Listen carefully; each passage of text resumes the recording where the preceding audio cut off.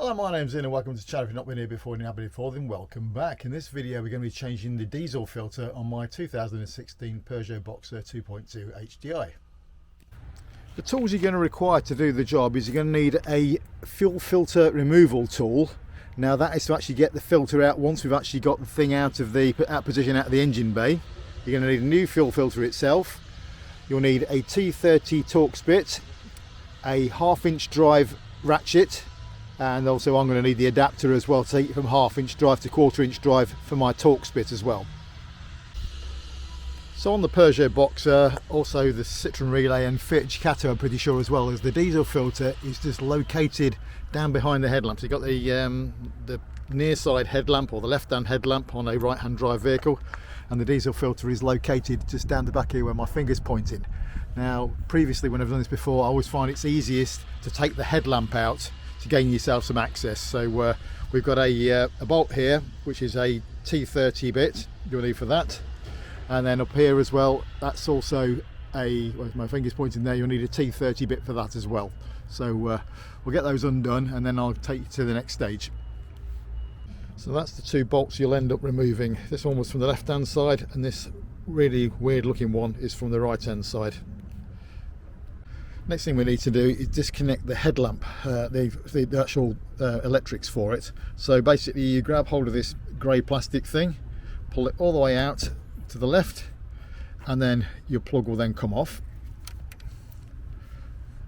And then what we need to do is grab hold of the headlamp, to sort of got my hand around it there, and literally going to pull it to the left. And that then, as you can see now, that's now come off away from the actual vehicle itself, and then we just need to lift it out. Actually, another tool you're going to need for the job is you're going to need a 13mm spanner or socket to get these two nuts off of here, and that's to gain you some access to some wiring which is at the bottom of the fuel filter here. So now we've got this up out the way off of the bracket, you can see now there's a plug underneath there, and this piece of wire that you can see sort of around there, that's like a clip, and what you need to do is you need to push it upwards and you'll hear it sort of push out, and then you can then pull the plug off of the back of it afterwards. I don't know where, obviously there it is to see there now, but that's just all you need to do with it anyway. So that's that plug now removed. What I'm going to do now is going to sit that back on the bracket again, so that's back on there, leave the bolts off. What we then need to do is, we've got this pipe at the top here and this one here. What we need to do, the light grey section, we need to push that forward whilst pulling this section backwards. So you're going to grab hold of the pipe, pull backwards whilst pushing the grey section forwards, and that's the same at the top as well. And what I suggest is you do the top one first before doing the bottom one. You are going to lose some diesel out of here, so it may be worthwhile having a rag down here just to catch it.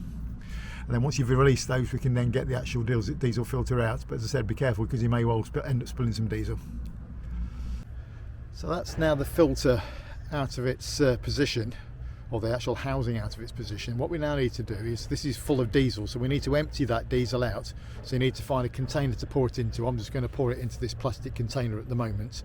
And I've got an empty oil container which I'm going to empty it into and dispose of it. There's no point in for what a bit of diesel's in there, which is probably about, well, I suppose it's about a litre in there, it's not worth the risk of contamination when you come to fill back up again. So we're going to empty it out completely. To empty the diesel out, there's a couple of ways you can do it. One is you can get a flat blade screwdriver in here and just release this screw, and it'll allow it to flow out the bottom of this tube just here. Or my preferred method, because I don't like the idea of undoing that, which they could then maybe not do back up properly afterwards, is I'll just literally tip the thing onto its side and empty the diesel straight out of this section here. Or you could also take it out the top as well, but I find the lower section here is the easiest one to tip it out of. So just keep tipping it until all the diesel's out, and as you can see, that's all now sat in the catch can. So to get the actual top of the filter, this top section here, we need to put it into the actual filter removal tool. So you can see there's a slot down on the left hand side, then we're going to locate that in, so that section there drops in. So that's now down the slot, and then we also need some way of actually stopping this from spinning, the actual this section here. As you can see, there's two flats on there on either side. So we need to make sure that locates into something. Now, when I did this job last time, I was living at home and had my Black & Decker workmate, but now we're living in the van all the time. I have to improvise, so I found this pallet, which obviously will do as a thing to stop it from spinning. And then what we then need to do is stick this on the top of it, and that locates onto there. We then get our 1/2-inch drive socket, which will then locate into the top of here. And then we then need to undo it. Now this takes quite a bit of force to do it, so I'm going to actually do that with 2 hands rather than trying to do it whilst filming it. So once we've cracked it off, we'll just undo this now until the top comes loose, just like that. Just put that out of the way a minute. And then basically then the actual filter itself will come out. You can see this is the old one here. As you can see, there's a rubber seal on that. I mean, I must say this filter is not looking bad at all. This was only installed about a year ago, but I like to do this on a yearly basis. So as I said, I'm going to be going on a big trip in a few days' time down into Spain, so I want to make sure it's going to work properly.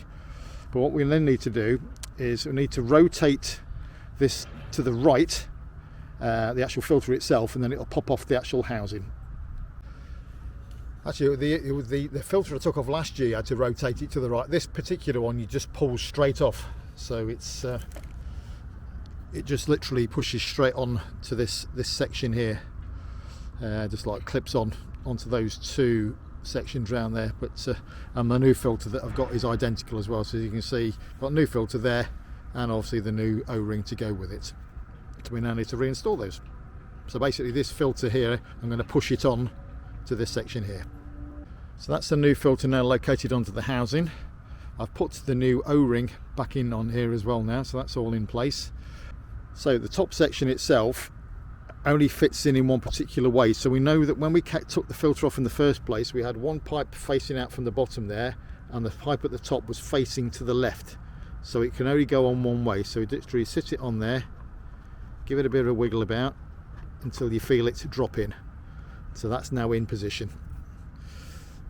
That's the only way you can possibly do it. You can't go on any other way.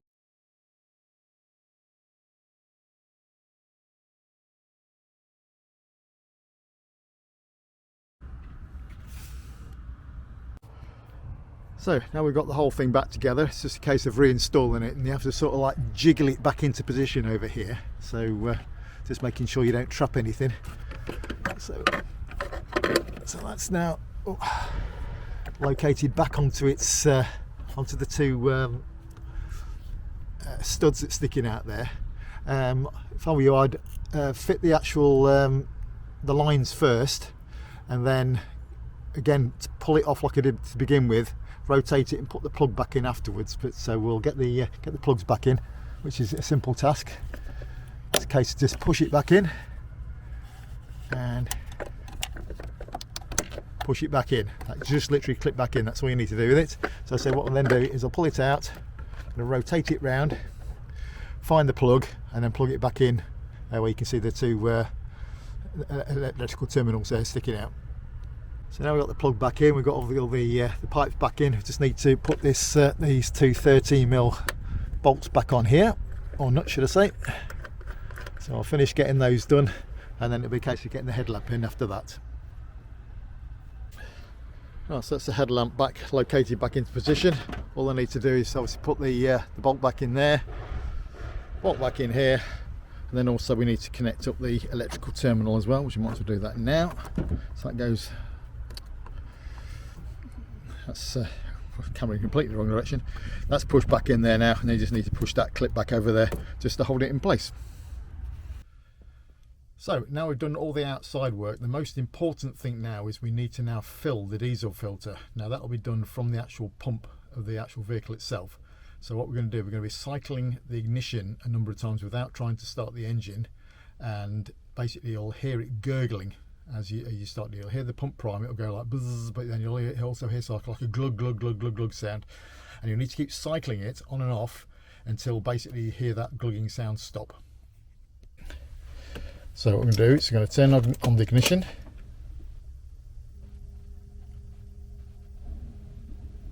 don't know how you can hear that, whether you can actually hear it glugging, but I can.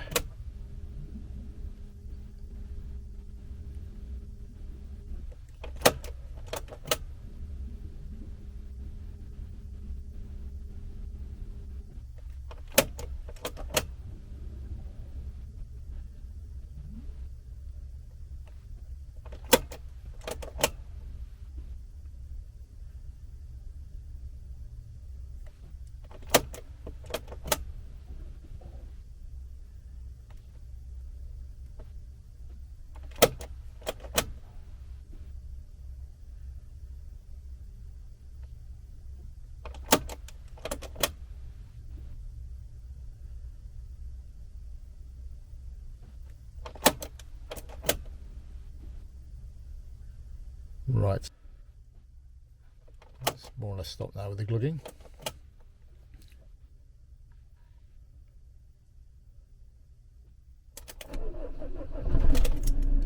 There we go. What I'm going to do now, I'm going to let it run for a few minutes just to clear out any more potential air that might be in there. But that's basically your oil change, your diesel filter change done.